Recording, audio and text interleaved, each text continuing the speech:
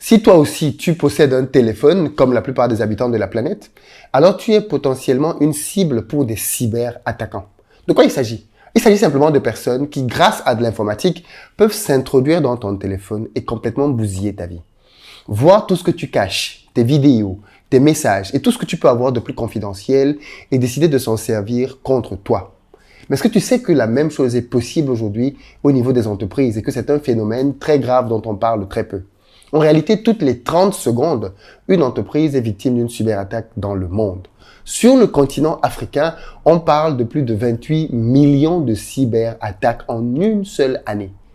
Le problème avec ça, c'est qu'il n'y a pas assez de ressources en face pour pouvoir pallier à toutes ces demandes. Et aujourd'hui, je vais discuter avec un expert en cybersécurité qui va nous expliquer pourquoi il y a là-dedans un marché inouï vers lequel beaucoup d'Africains devraient se lancer. Et comme on va le voir avec lui, il n'y a pas besoin de base technique pour pouvoir comprendre comment ça marche et devenir soi-même une solution. Écoutez l'interview jusqu'à la fin parce qu'il va tout nous expliquer. Comment marche le domaine de la cybersécurité, qui sont les attaquants, qui sont ceux-là qui peuvent trouver des opportunités derrière, et puis surtout comment est-ce que toi, à ton niveau, si ça t'intéresse, tu peux devenir quelqu'un qui va travailler là-dedans. C'est vraiment un monde vaste dans lequel il y a beaucoup de choses à faire. Interview très instructive, on va droit au but, on répond directement aux questions pour que chacun d'entre nous soit édifié.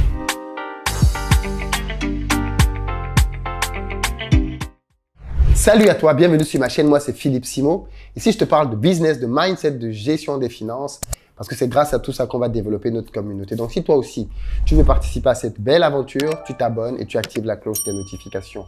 Pour ceux d'entre vous qui êtes en Côte d'Ivoire, qui arrivez prochainement en Côte d'Ivoire, vous le savez déjà, nous avons sur place une société de location de voitures qui met à votre disposition pick-up SUV berline en fonction de vos besoins. Si vous cherchez plutôt un appartement de bon standing, là aussi nous avons ce qu'il vous faut, en plein cœur d'Abidjan, vous nous contactez au numéro qui s'affiche ou alors vous allez dans la barre de description pour directement réserver votre place. Et puis enfin, pour ceux d'entre vous qui recherchez plutôt un bien à acquérir, une maison pour vous-même ou alors comme un investissement, contactez-nous, nous avons là aussi des propositions à vous faire. Je ne vous en dis pas plus. Allons rejoindre notre invité du jour pour un moment très pertinent et nous allons parler de cybersécurité. Bonjour Claude Marcel. Bonjour Philippe. Merci beaucoup d'avoir accepté de venir nous parler de cybersécurité aujourd'hui. Avant d'aller un peu plus loin, est-ce que tu peux juste te présenter pour les gens qui ne te connaissent pas encore? Merci Philippe. Alors, je suis Claude Marcel Biyamang. Je suis le fondateur de LS2C Training, qui est une entreprise de formation en cybersécurité. À côté de ça, je suis aussi auteur de 10 e-books qui sont disponibles aujourd'hui sur Amazon dans le secteur du réseau, de la sécurité et de la cybersécurité. À côté de ça aussi, j'ai 10 ans d'expérience dans le secteur de la cybersécurité et j'exerce aujourd'hui en tant que freelance. J'ai travaillé pour plusieurs entreprises comme Orange, Bouygues Télécom, aujourd'hui à qui j'ai fourni des prestations de services. Capgemini et le groupe Aéroport de Paris. Ok, d'accord. Donc, c'est vraiment un secteur dans lequel tu es depuis pas mal d'années quand même. Exactement. Première question pour toi. Pourquoi la cybersécurité? Aujourd'hui, pourquoi la cybersécurité? Parce que ça représente aujourd'hui il y a plus de 7 millions de postes vacants aujourd'hui dans le monde en matière de cybersécurité. Et ça, c'est pour globalement dans le monde. Et en Afrique, on a plus de 1,8 million de postes vacants en matière de cybersécurité. 1,8 million de postes vacants en matière de cybersécurité aujourd'hui. Donc, ce qui est un marché énorme. Et là, vu que la demande est énorme et que je précise qu'il y a une attaque toutes les 30 secondes aujourd'hui dans le monde, ça veut dire qu'au moment où on est en train de parler là, il y a plusieurs entreprises qui se font attaquer dans le monde. Donc, les enjeux sont super importants et donc la demande est importante aujourd'hui en termes de main-d'œuvre. Alors, qu'est-ce qui occasionne autant de cyberattaques? C'est quoi une cyberattaque? Et c'est quoi la cybersécurité? La cybersécurité, très simplement, aujourd'hui, c'est un domaine de l'informatique dans lequel qui permet de sécuriser en fait les données de l'utilisateur final, très simplement. Aujourd'hui. Donc, quand on parle de l'utilisateur, les données de l'utilisateur final, ça peut être le numéro de compte bancaire, ça peut être les données de santé, on peut aller même plus loin jusqu'aux données de l'entreprise. Alors, ça veut donc dire que dans la cybersécurité, on a deux volets. On a celui qui attaque, c'est ça, qui vient pour voler les données, et puis toi qui protège. Exactement. Donc aujourd'hui, on a... Bandit policier, quoi. C'est bandit policier. Aujourd'hui, effectivement, dans le domaine de la cybersécurité, il y a ce qu'on appelle les méchants pirates et ce qu'on appelle les gentils pirates. Donc, très simplement, les méchants, on les appelle dans le langage technique de la cybersécurité le black hat et les gentils white hat. Donc, les whites sont toujours les bons Et les blacks sont toujours les mauvais. Voilà, ceux qui conçoivent les choses, généralement, c'est celui qui écrit l'histoire, Bien sûr. celui qui gagne le combat, qui écrit Qui l'histoire. écrit l'histoire. Ok, C'est d'accord. exactement ça. Ok, d'accord. Mais il y a tant d'attaques que ça dans les entreprises? Aujourd'hui, Toutes les 30 secondes? toutes les 30 secondes, C'est quoi le type d'attaque qu'une entreprise peut subir? Les plus communes? les attaques les plus communes sont les attaques de type phishing, par exemple, les attaques de type ransomware. Ok. Alors, En français facile, c'est quoi le... en français facile, le phishing, c'est une attaque de type ingénierie sociale. Ingénierie sociale, ça veut dire qu'on exploite la faille humaine. On sait que les êtres humains, nous sommes faillibles. Ça veut dire que pour le phishing, pour le cas du phishing particulièrement, je peux utiliser notamment l'adresse email. Je fais un email pour prendre le cas. On peut prendre l'exemple sur Investir au pays. Aujourd'hui, tu es le fondateur d'Investir au pays, très clairement. Et j'imagine que pour débloquer l'argent, tu as probablement dans tes équipes un directeur financier. Donc, pour débloquer l'argent, c'est peut-être lui, c'est par lui qu'on passe pour justement débloquer les fonds. Moi, en tant que méchant pirate, qu'est-ce que je fais? Je mène mes recherches, et c'est très facile aujourd'hui de mener. D'ailleurs, j'ai même fait ça aujourd'hui. J'ai vu tous vos adresses email, tous vos numéros de téléphone aujourd'hui, grâce à des outils qui sont très spécifiques qui permettent d'avoir ces informations. Je récupère l'email de ton directeur financier, je lui fais un mail. Et Donc là, aujourd'hui, tu as tous nos mails, alors qu'on ne te les a pas donnés. non, je les ai. Clairement, j'ai utilisé des systèmes qui me permettent d'avoir ces informations. Et c'est ce qu'on apprend aussi dans nos formations. Bon, on en reviendra tout à l'heure. Pour revenir à l'attaque de phishing, quand j'ai cet email, j'ai créé une adresse email fantôme dans laquelle je sais qu'aujourd'hui, quand tu peux faire un email à quelqu'un, tu peux mettre le nom. Oui. Donc, le nom qui cache l'email. Donc, il ne va pas voir il va voir juste Philippe Simo. Et je m'adresse au directeur financier, je lui dis, écoute, tu sais, aujourd'hui, tu sais, mon activité en Côte d'Ivoire, là, de location de véhicules, on a eu un souci, là, j'ai besoin de débloquer de l'argent pour acheter une flotte de 25 véhicules.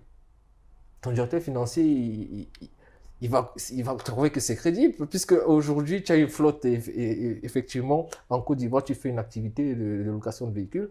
Je rends mon discours crédible et je lui dis, écoute, envoie-moi le virement à cette adresse, à ce RIB. Tu vois, je mets le RIB et il me fait le virement. C'est incroyable parce que ça me rappelle la vidéo que j'ai faite sur Hushpuppi, qui est aujourd'hui reconnu comme étant le plus grand cyberattaquant du monde de tous les temps, qui a gagné des fortunes incroyables grâce à des techniques comme celles que tu viens de décrire. Parce qu'en fait, dans la vidéo que j'ai fait pas mal de recherches quand même sur Hushpuppi, et on explique par exemple qu'il est parvenu à voler près de $1 million à un grand cabinet d'avocats aux États-Unis grâce à ce système. Oui, phishing. C'est-à-dire que eux, ils ont un système dans lequel ils parviennent à, quand ils ont un mail, eux, ils parviennent à se greffer sur ce mail-là pour lire simplement ce qui tombe dans ce mail. C'est-à-dire qu'ils viennent et ils ont d'abord une phase d'observation qui peut durer 1 mois, pendant laquelle ils lisent tous les mails que la personne reçoit et tous les mails que la personne envoie. Tout à fait. Ça leur permet de voir le style, comme tu dis. Ils s'approprient le style, le phrasé, le jargon, Exactement. les expressions de la personne parce que pour écrire comme lui, mais surtout ils comprennent comment fonctionne l'entreprise. Qui dit à qui de payer? Exactement, c'est clairement Qui a quelle autorisation? Et c'est ce qu'il a fait avec ce grand cabinet-là. C'est-à-dire quand il a fini de décrypter le système, il y avait un nouveau client qui venait d'entrer dans la boîte, un nouveau client. Et tu sais, quand c'est un ancien client, l'ancien client, on a déjà ses coordonnées bancaires. Tout à fait. Donc lui, il attend un nouveau client. Quand ils ont eu un nouveau client, au moment où il fallait que ce nouveau client-là paye, donc il est entré dans les mails de l'entreprise et il a dit, il a écrit maintenant pour dire, voilà, vous payez à tel mail. Juste à ce moment-là. Voilà. Et le client a payé dessus. Oui. Boum, et il a disparu avec l'argent. C'est comme ça. C'est comme ça. En fait, le phishing, c'est l'ingénierie sociale et ça marche beaucoup à la confiance. Et c'est pour ça que parfois, j'ai souvent tendance à comparer l'activité de phishing au copywriting. Pour ceux qui sont Du marketing. du marketing. Le copywriting, c'est l'art d'écrire pour convaincre. C'est-à-dire que tu vends avec les mots. Oui. Donc, en fait, il faut que tu pousses la personne qui lit, à chaque phrase qu'il lit, à faire l'action que tu veux. Oui. En fait, je dis souvent que les cyberattaquants sont très bons en copywriting. Parce que plus tu lis la phrase, plus tu avances, plus tu es convaincu, en fait, et il te met un lien sur lequel tu vas cliquer. Clairement. Tu vois, et la finalité, c'est ça. Comme dans le copywriting, Oui. quand tu fais ton tunnel de vente, aujourd'hui, je sais que vous avez une expertise dans ça. Quand tu écris ton texte de vente, à la fin, il faut que la personne fasse l'action que tu veux. Et l'action, c'est le clic. Une fois que tu as cliqué, tu es mort dans le game. Incroyable. C'est ça. Incroyable. Et grâce à des trucs comme ça, HPP a gagné des centaines de millions de dollars. Oui. Et ce que HPP fait là, je peux te dire que bon, lui, il s'est formé. Il Oui, il s'est formé beaucoup. Il Oui. s'est beaucoup formé. Et je peux te dire que ce qu'il a fait là, je pense que ça, c'est même la base. Il y a des choses. Oui, apparemment, il a appris des trucs beaucoup plus compliqués Beaucoup après. plus Parce que compliqués, au début, il volait des particuliers. Effectivement. Et puis, il s'est rendu compte que c'est pas pas rentable. Donc, Voilà, tu gagnes 1000 euros, 2000 euros. Et Avant là, de taper il est du... passé à l'étape, maintenant, et là, tu passes à la deuxième étape. Le ransomware, c'est encore plus fort. Et le ransomware, c'est quoi maintenant? Le ransomware, en fait, c'est toujours la même technique d'ingénierie sociale. Et tu peux passer soit en interne, tu passes par quelqu'un, ou tu passes par une porte dérobée. Effectivement, tu étudies le système, tu utilises des techniques, par exemple, de scan de port, et tu entres dans le système. Et quand tu entres, tu t'installes, tu observes. Tu observes ce qui se passe. Et quand tu observes ce qui se passe, tu peux toujours exploiter aussi le mail. Et dans le mail, tu insères, par exemple, une pièce jointe dans laquelle quelqu'un va cliquer. Et la pièce jointe, en fait, elle a un logiciel malveillant.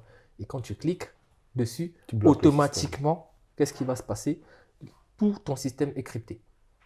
Et donc, là, il te demande une rançon pour pouvoir déchiffrer, en fait, le truc. Oui, tu imagines. Et là, d'où le nom ransomware. C'est-à-dire que il entre dans ton système, il verrouille ton système. Et il te demande une rançon pour déverrouiller. Pour déverrouiller, en fait. C'est comme si quelqu'un entre chez toi, il bloque les portes et tu es dehors. Ah, mais et tu dois payer maintenant pour entrer chez toi. On a le cas aujourd'hui en France, ça s'appelle quoi là? Les squatteurs. Oui, en fait, c'est ça en fait. Ouais. C'est les gars qui squattent, ils entrent chez toi. En fait, aujourd'hui, tu n'entres plus. C'est maintenant le chez lui. C'est toi qui dois négocier pour entrer dans ta maison. Donc, si on peut faire une analogie, si on peut faire une analogie, le squatteur et ransomware, c'est un peu la même chose, quoi. Et donc, toi, et ce que j'ai aussi appris, c'est que il y a une certaine honte pour les entreprises d'en parler. C'est-à-dire que quand une entreprise est victime d'une cyberattaque, c'est pour ça qu'en Afrique, il y a de plus en plus de cyberattaques parce que les entreprises sont démunies. Déjà qu'en Afrique, on n'est pas souvent les premiers en termes de technologie. Ça, c'est clair. Et en plus, il y a une honte à en parler parce que si tu viens dire devant la place publique, moi, je m'appelle, je sais pas moi, Orange. Oui. Et je viens dire devant tout le monde que j'ai été cyberattaqué, c'est grave. C'est mes clients qui comptent sur mon réseau, ainsi de suite. Je veux dire, il y a une honte parce que ça peut faire peur à tes clients. Non seulement ça fait peur, mais tu perds en crédibilité auprès des clients et tu peux perdre des partenaires et tu perds beaucoup d'argent. Parce que tout le monde va te fuir. Oui. Ça veut dire qu'aujourd'hui, personne ne va se sentir en sécurité d'avoir ces données qui peuvent être diffusées, qui peuvent être non seulement récupérées dans ton entreprise et qui peuvent être diffusées. Mais c'est ce qu'on a vu, par exemple, même dans les hôtels, avec Hillary Clinton. Tu imagines Bill Clinton. Même avec, oui. Voilà. En fait, tout ça, ce sont des cyberattaques. On a dit que la Russie avait influencé l'élection aux États-Unis grâce à des cyberattaquants. On est parvenu à retrouver les mails d'Hillary Clinton. En fait, les gars, ils te retrouvent quasiment tout aujourd'hui. C'est clair. Et quand tu as une personnalité qui est haute, bah, bien évidemment, tu as des mails sensibles, tu as des infos que tu communiques par mail. Et on peut retrouver ça 10 ans après, 5 ans après. Et boum, on s'en sort. Et sans compter, tout ça, sans compter, en fait, c'est pour ça que je dis c'est super important. Tu es chef d'entreprise et moi, je le fais très régulièrement. Je dis à mes collaborateurs que tout ce qui a trait, en fait, toutes les conversations, tout ce qui est vraiment stratégique par rapport à l'entreprise, n'en parlez pas dehors. C'est super important. Parfois, on se retrouve dans un bar, on est en train de boire et on se retrouve en train de parler des un truc du boulot comme ça, banalement, oui. De façon, c'est vraiment, c'est maladroit, tu vois. On peut avoir un geste maladroit et parler des choses de l'entreprise comme ça. Et voilà, quelqu'un entend ça et il se dit, ah mais il y a quelque chose là-bas. Il y a quelque chose là-bas. C'est comme parfois même dans la vraie vie de tous les jours, parfois, tu te dis souvent, et tu l'as même souvent dit dans tes vidéos, c'est quelqu'un qui connaît, qui est venu entrer. Parce qu'il savait exactement où la caméra était placée, qu'il y avait un angle mort et il est entré, tu vois. Donc, c'est aussi réel dans le monde de l'entreprise. Parfois, quelqu'un a une information parce que tu as dit et il entre facilement. Tu te demandes, mais comment est-ce que la personne a su que c'est ici exactement, dans ce tiroir-ci qu'il y a l'argent, tu vois un peu. C'est pareil aussi dans le monde numérique. Quelqu'un va avoir une information, il va se dire, tiens, ok, je vais exploiter mes techniques, je vais utiliser les techniques, on va dire, informatiques pour pouvoir rentrer dans le système et aller chercher cette information-là à l'endroit précis.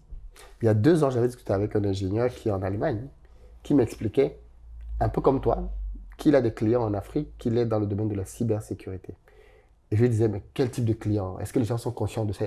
Et c'est lui qui avait commencé à attirer mon attention sur le fait qu'il y a une omerta dessus. Les gens se font beaucoup attaquer en Afrique, mais personne n'en parle. Donc du coup, quand ils trouvent quelqu'un qui peut les aider, ils essaient de trouver un accord avec lui dans toute la confidentialité. Il me dit, par exemple, lui, parmi ses clients, il a beaucoup d'hôtels. Je dis, comment ça? Il me dit, mais les hôtels, par exemple, se font beaucoup hacker. Les hôtels ont des caméras de surveillance qui enregistrent les bandes. Les hôtels ont les cartes bleues des gens. Les hôtels ont les noms des gens qui sont entrés avec les gens avec lesquels ils sont entrés. Et il dit donc que les hôtels sont une excellente porte d'entrée pour pouvoir avoir une base de données, avoir des preuves vidéo et faire du chantage aux gens. Il y a beaucoup de personnes, il y a beaucoup de divorces principalement à cause des cyberattaquants. Tu peux avoir le divorce, tu peux même avoir la perte de ton boulot ou d'une élection. Effectivement, on peut te faire chanter... Pour tout. Effectivement, oui. Rien que sur la base. Oui. C'est pas pour rien que, par exemple, en France, il y a certains métiers où on te dit que il faut absolument que tu sois de nationalité française pour pouvoir avoir accès à des données qui sont secret défense.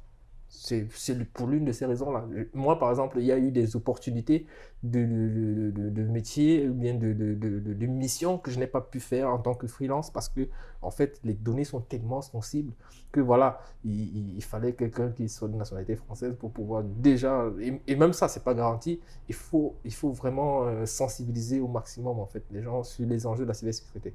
Parce que la faille aujourd'hui, hormis les aspects purement techniques, on va dire le côté technique de la cybersécurité, le maillon faible aujourd'hui, ça reste l'humain. Oui, ouais, bien sûr, ça reste l'humain.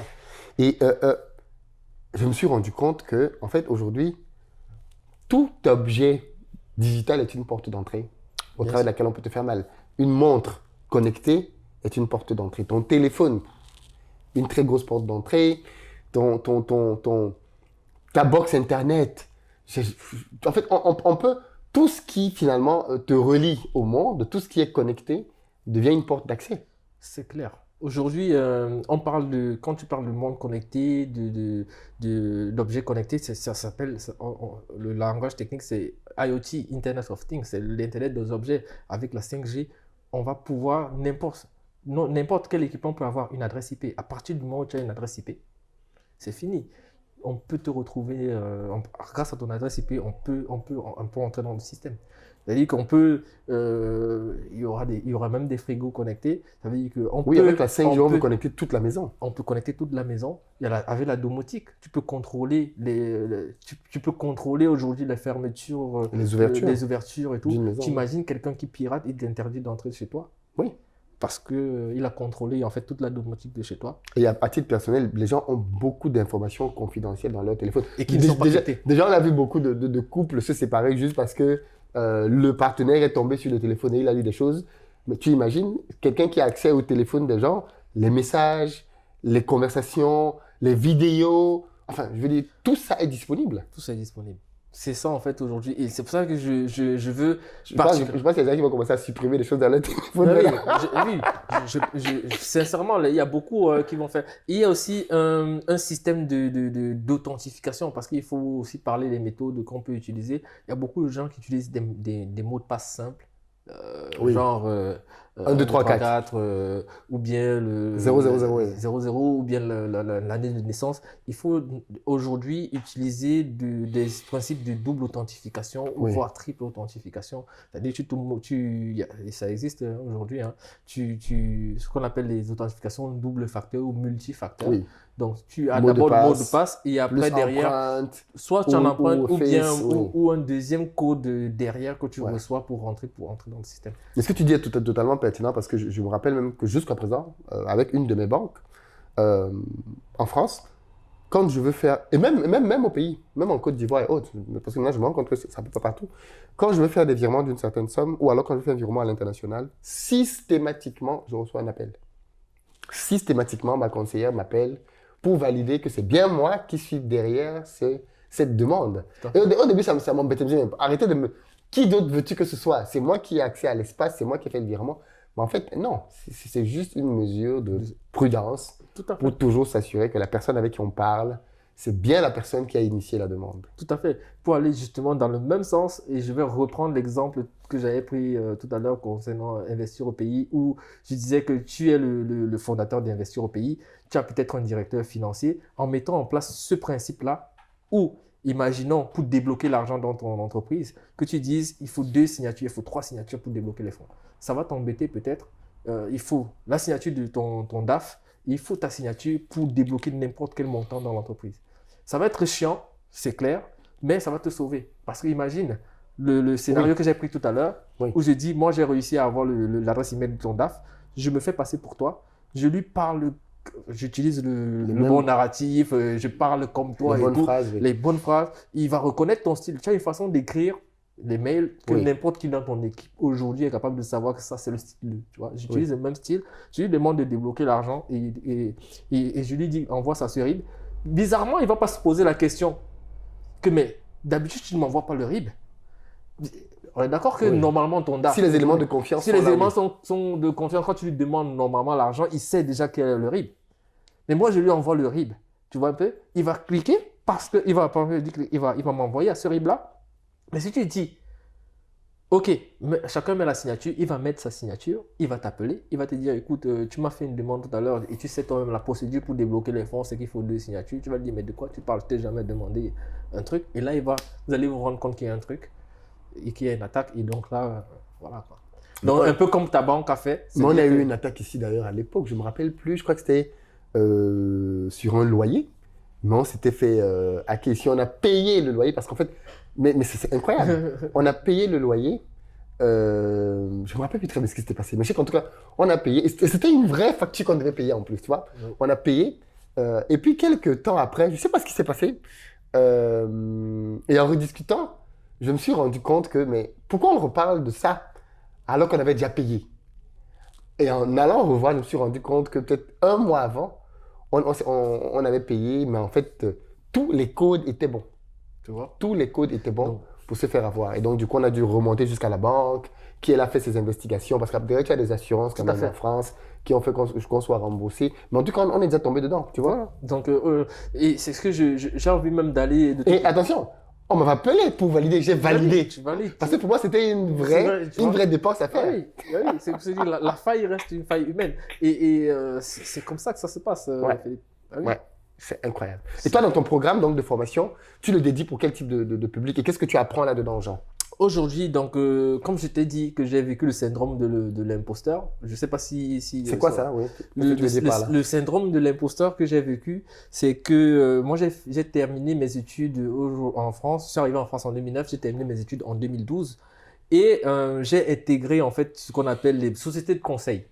Sociétés de conseil, en fait, te présentent, on va dire, elles te vendent, hein, il faut utiliser le terme, auprès de leurs clients.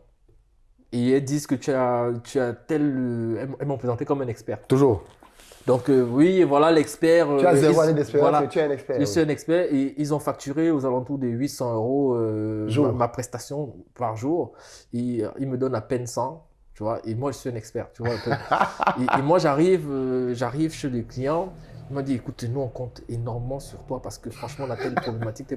Je me rends compte qu'en fait, les attentes sont tellement énormes. En fait, je démarre pas. Je peux pas, tu vois. Mais je peux pas dire que je peux pas. Parce que moi, ma maman, tu vois, un peu au pays, l'année où je quitte le Cameroun en 2009, ma maman prend sa retraite et elle a un montant qu'on lui donne quand elle prend sa retraite. Donc, elle a tout misé sur moi. Je peux pas arriver là-bas. Tu vois, dire que non, je suis pas un expert. Donc, j'accepte que je suis un expert. Donc, j'emprunte 1500 € pour me former en autodidacte. Tu prends un prêt? Oui, pour me former en autodidacte. Et c'est comme ça que je sors du syndrome de l'imposteur. Je quitte le monde des sociétés de conseil pour aller chez un client final.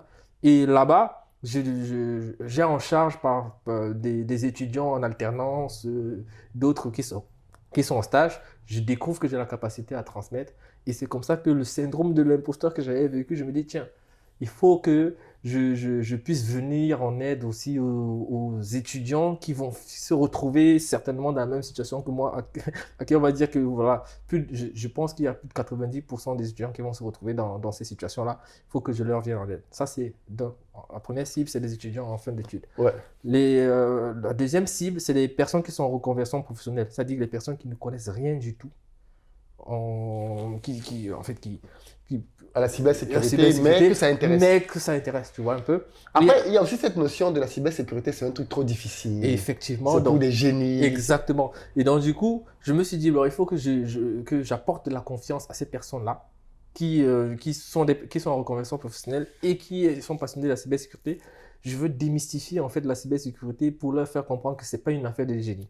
Et donc, pour réussir ça, il fallait avoir une approche de la cybersécurité qui permet justement à qui que ce soit qui est intéressé par la cybersécurité, que ce soit novice ou pas, que tu puisses justement entrer dans un système où tu vas te sentir en l'aise en matière de cybersécurité. C'est comme ça que je conçois un système, parce que j'ai 10 ans d'expérience, je l'ai dit au début, dans le domaine de la cybersécurité, et j'ai constaté que la plupart des experts en cybersécurité, d'ailleurs ça a été mon cas, j'ai été bon en réseau, et tous les experts que je connais en cybersécurité sont excellents en réseau, en sécurité, avant même de parler de cybersécurité. Et donc, que ce soit les étudiants ou les personnes en reconversion professionnelle, avoir une approche étape par étape, c'est la meilleure façon pour moi d'apprendre la cybersécurité, sachant que aujourd'hui, on a pas mal de concurrents dans le secteur de la cybersécurité. Aujourd'hui, dans la formation, tout le monde fait des formations préenregistrées, mais il faut se démarquer. Et donc, pour nous démarquer, il fallait créer ce système en 3 étapes. Ça, c'est le premier volet. Et rajouter en deuxième option le côté pratique et en troisième, en bonus, un suivi derrière. Donc, en fait, les gens que tu prends en formation, tu les suis derrière pour... C'est quoi les résultats de tes étudiants aujourd'hui? Aujourd'hui, les résultats de mes étudiants, clairement, c'est... par exemple, récemment, on a eu, il y a 2 semaines, un de nos clients qui a obtenu un boulot dans un grand groupe du LVMH ici dans le 92, notamment chez Louis Vuitton, qui est aujourd'hui ingénieur en cybersécurité. Aujourd'hui, il faut que je le dise, on a un système aujourd'hui, comme je l'ai dit tout à l'heure, un système en 3 étapes. La plupart de nos apprenants sont encore dans le parcours. Je pourrais évaluer d'ici la fin de l'année, quand tout le monde aura fini le parcours complet, pour pouvoir donner des chiffres encore plus précis. D'accord, mais en tout cas, aujourd'hui, tu as déjà des gens qui sortent et qui ont Exactement. Parce qu'il y a tellement de demandes que même la question, c'est aussi la certification. Est-ce que ta certification aujourd'hui est assez solide pour que les entreprises acceptent cette certification, ou alors tu as un moyen de contourner ça? Super, très bonne question. Aujourd'hui, ce qu'on fait, c'est que, comme je l'ai dit à l'entame de mon propos, on forme en 3 étapes. Et par exemple, pour l'étape réseau, on prépare les personnes aux certifications qui sont reconnues mondialement, notamment Cisco pour la partie réseau. Et pour la partie sécurité, on travaille avec Fortinet, qui est d'ailleurs un de nos partenaires qui nous a fourni des licences pour l'environnement pratique. Pour pouvoir valider que quelqu'un chez nous est prêt, nous on a conçu nos propres certifications déjà avec le label LS2C Training. Et comment ça se passe? Quelqu'un qui prend la formation aujourd'hui, il suit une vidéo par section. Quand il finit, en fait, il est évalué avec un quiz. Et donc, pour chaque formation, à la fin, on calcule en fait de façon automatique avec un bon score. S'il obtient le score, il obtient le certificat LS2C Training se débloque automatiquement. Ce certificat-là, aujourd'hui, beaucoup commencent à le présenter en entreprise, comme quoi j'ai fait telle entreprise. Bon, notre certificat n'est pas encore vraiment reconnu, mais c'est la preuve que... C'est la base. C'est la base et la preuve que, du point de vue LS2C Training, nous, on est capable de dire, OK, quand tu as ce certificat LS2C Training, tu peux passer la certification qui est reconnue. Tu es prêt pour passer la certification qui est reconnue mondialement. Et c'est ça notre promesse aujourd'hui. C'est-à-dire quelqu'un qui prend la formation LS2C Training, il vous lui donnez les outils pour pouvoir réussir la certification. Et donc, quand il a déjà notre certification à nous, on considère qu'il est prêt pour passer. Après, maintenant, le passage d'examen, ce n'est plus à notre ressort. C'est celui qui se sent prêt à passer qui passe l'examen, la certification. Aujourd'hui, quand même, en termes de pourcentage de personnes qui ont déjà passé les examens chez nous, sur les 100 clients qu'on a, on a plus de 50% déjà qui ont passé les certifications, mais qui n'ont pas encore terminé le programme en 3 étapes.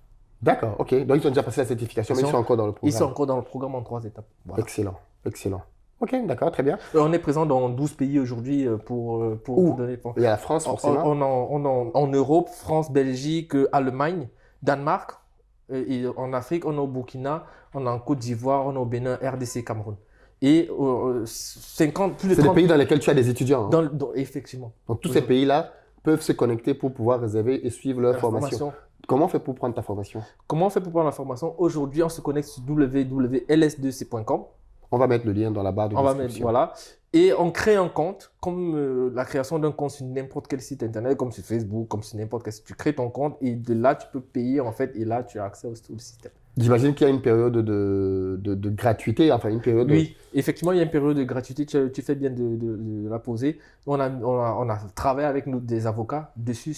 On est vraiment rigoureux. Et comme je sais que nous sommes sur une chaîne vraiment rigoureuse, c'est qu'aujourd'hui, quand tu payes la formation, tu as 14 jours pour te retraiter. Voilà. Ok, d'accord. Donc, si tu n'es pas satisfait, nous, on te rembourse Sans aucun automatiquement, problème. que ce Ok. soit par Orange Money, via notre système de paiement automatique, que ce soit par PayPal, voilà quoi, rapidement. Excellent, excellent.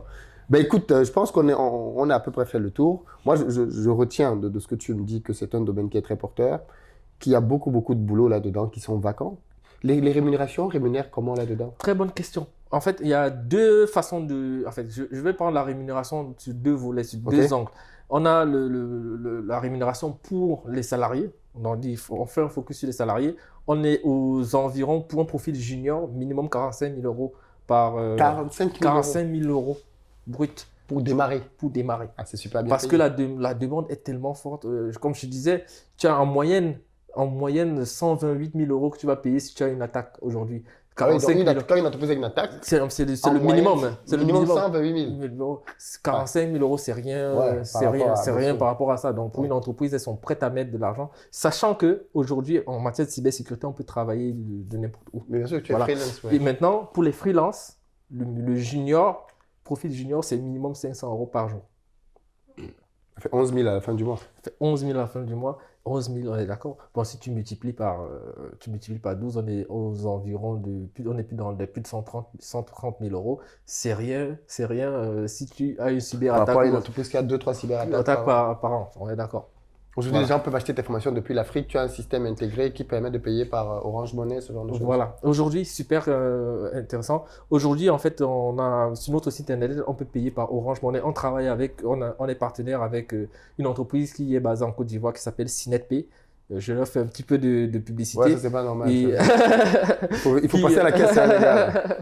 Et du coup, on a intégré Oui, leur il y a des API. solutions Voilà, intégrées on comme a ça. intégré. Donc, on couvre toute l'Afrique de l'Ouest et toute l'Afrique centrale. Excellent, excellent. Donc aujourd'hui, on n'a pas de restrictions en termes de paiement. Donc que ce soit la diaspora, que ce soit l'Afrique, aujourd'hui, on couvre tout. Dans tous les cas, je pense que les gens qui suivent cette émission ont bien compris que la cybersécurité, c'est un domaine en plein essor avec beaucoup d'opportunités qui doivent être... Parce que le problème à ce genre de domaine, c'est que plus le temps passe, plus le fossé se crée. C'est-à-dire que Certainement. au fur et à mesure, parce qu'on ne forme pas assez d'ingénieurs, les gens les besoins sont de plus en plus grands. Moi, j'avais lu qu'il y avait à peine 10 000 personnes formées sur toute l'Afrique en cybersécurité. Tu vois? Et le problème, c'est que l'Afrique se bat avec le reste du monde. Quand il y a des bons profils, ben, les Européens, les Américains, les Asiatiques veulent les avoir. Tout à fait. Et donc, les Africains, même les Africains qui sont formés en cybersécurité, combien vont accepter d'aller travailler pour une boîte au pays, alors qu'ici, là, ils ont des opportunités chez LVMH, chez Orange. Bah Donc, oui, c'est une bataille, quoi. Non seulement c'est une bataille, mais il y a des solutions. Aujourd'hui, normalement, je pense que toutes les entreprises, récemment, je disais que je voulais même te poser la question de savoir si toi-même tu as au sein de ton entreprise un conseil en matière de cybersécurité Non. pour faire l'interface entre ton hébergeur et toi, si tu as une faille. Non, si tu as un j'en ai pas. Donc, moi, je te recommanderais d'envoyer quelqu'un se former pour qu'il ait au moins le langage pour pouvoir parler avec ton hébergeur. Moi, j'ai eu le cas, j'ai eu une attaque récemment sur LS2C Trading. Ils m'ont fait une attaque, ce qu'on appelle une attaque de type déni de service, une attaque DDoS, pour utiliser le jargon technique. Mais simplement, c'est quoi? Très simplement, c'est on occupe ton serveur avec des tâches. Et du coup, les tâches les tâches de base, les tâches de base, ton serveur ne peut plus traiter ça parce qu'il est concentré. C'est un peu en gros, je suis en train de causer avec toi et toi tu as un objectif par exemple d'échanger avec quelqu'un, moi je fais du bruit pour que en fait tu ne puisses plus justement faire ta conversation normalement. Bon, En du fait. coup, mon attention Du, est... du ouais. coup, ton attention est concentrée sur moi. En fait, c'est un peu ça l'attaque de type de service. Et parce que moi, je comprenais ça, j'ai échangé directement avec avec l'hébergeur. Je lui ai dit que je suis sûr que c'est ça. Voilà. Est-ce que tu peux me confirmer? Je n'avais même pas de. Moi, je ne débattais pas, quoi. Je lui disais que c'est ça que j'ai vécu. Et en partant regarder, il a trouvé l'adresse IP et tout. Il a dit effectivement, c'était ça. Donc, avoir un spécialiste permet au moins de communiquer. Et aussi, on peut aller plus loin. On peut, normalement, toutes les entreprises, quand tu as tu es une entreprise et tu as un partenaire, donc en l'occurrence l'hébergeur, c'est un partenaire. Il doit pouvoir te garantir que les données qu'il est en train de traiter, il les sécurise. Tout à Et fait. donc, du coup, avoir une interface qui va, dans ton équipe, qui va vraiment s'assurer que vraiment il sécurise ces données, c'est tout bénéfique. C'est tout bénéfique. Tu peux faire payer 128 000 euros de rançon ou bien en fonction du nombre d'attaques que ton entreprise dont ton entreprise va être victime. Ou tu préfères avoir dans ton équipe un spécialiste à qui tu vas payer Ah non, c'est clair, il n'y a même pas photo. au moins 50 euros, 500 euros par mois ou bien un profil junior que tu vas payer à 45 500 euros jour pour 500 euros jour, pardon. pour le freelance. Non, non, c'est sûr que les grosses boîtes vont préférer On est clairement d'accord. ça. Après, même les petites boîtes peuvent se permettre d'avoir quelqu'un, mais par intermittence. Tout C'est-à-dire à fait. un consultant qui vient peut-être tous les 3 mois. À ce Effectivement. moment-là, tu payes sa journée, mais tu sais qu'il va revenir tous les 3 mois, 6 mois. Au moins, tu sais qu'il y a quelqu'un qui regarde et qui te met un système, quoi. D'ailleurs, ça veut dire que si vous avez une boîte et que vous êtes intéressé par une entreprise, les gens peuvent te contacter aussi dans ce cadre-là pour que tu viennes diagnostiquer leur entreprise pour Tout leur à fait, avec proposer. mon entreprise de freelance, oui. À ce moment-là, tu viens dans une entreprise de conseil pour les aider Exactement. à pouvoir le faire. Donc, les infos concernant son entreprise vont être dans la barre de description, le lien pour pouvoir le retrouver. Et tu es sur les réseaux sociaux. Exactement, je suis sur LinkedIn, Facebook, Instagram et YouTube. YouTube, parce que tu fais des vidéos aussi. Des vidéos justement où on partage effectivement tout ce qui est astuces de cybersécurité pour aider les entreprises et les particuliers. Excellent, excellent. Voilà, si je voudrais rajouter un point qui est super important, c'est qu'aujourd'hui en matière de cybersécurité, ça c'est vraiment un point important, en matière de cybersécurité, aujourd'hui, tout le monde peut travailler en cybersécurité de n'importe où dans le monde. Ça veut dire qu'il n'y a pas de restriction. Que tu sois en Afrique, il faut juste avoir une connexion Internet, de bonne qualité bien sûr, et tu peux gagner des opportunités, trouver des opportunités de mission en matière de cybersécurité. Et donc, nous, on accompagne tous nos clients aujourd'hui qui prennent la formation chez nous à pouvoir justement avoir des missions. des missions en matière de cybersécurité. D'ailleurs, ça rentre dans le cadre du suivi De la formation. de la formation. Donc, je dis souvent que nous, on ne vend pas la formation en cybersécurité. Je le dis souvent au commercial avec qui on travaille, que nous, on ne vend pas la formation en cybersécurité. Nous, on vend en fait la confiance parce qu'en fait, on va vous donner les compétences en 6 mois en matière de cybersécurité qui vont vous permettre de devenir des freelances qui vont gagner un gros cash. Qui dit gros cash dit forcément confiance, tu vois un peu. Et donc, Comme ça, tu vas établir ton réseau, quoi. tu vas établir ton réseau. Et d'ailleurs, comme nous sommes dans une chaîne business, tu le dis souvent, l'une des premières étapes pour pouvoir lancer son business, c'est de parfois démarrer en freelance. Et quand tu démarres en freelance, si tu as des projets personnels, tu peux justement, grâce à ce cash-là, gros cash que tu génères, pouvoir financer d'autres activités. C'est d'ailleurs mon cas. Avec mon entreprise de freelance, j'ai beaucoup suivi la chaîne Investir au pays. Je me suis lancé en freelance. J'ai généré beaucoup de cash. Et c'est l'entreprise de freelance qui m'a permis d'ouvrir LS2C Training. Excellent. Exactement. Excellent. Voilà.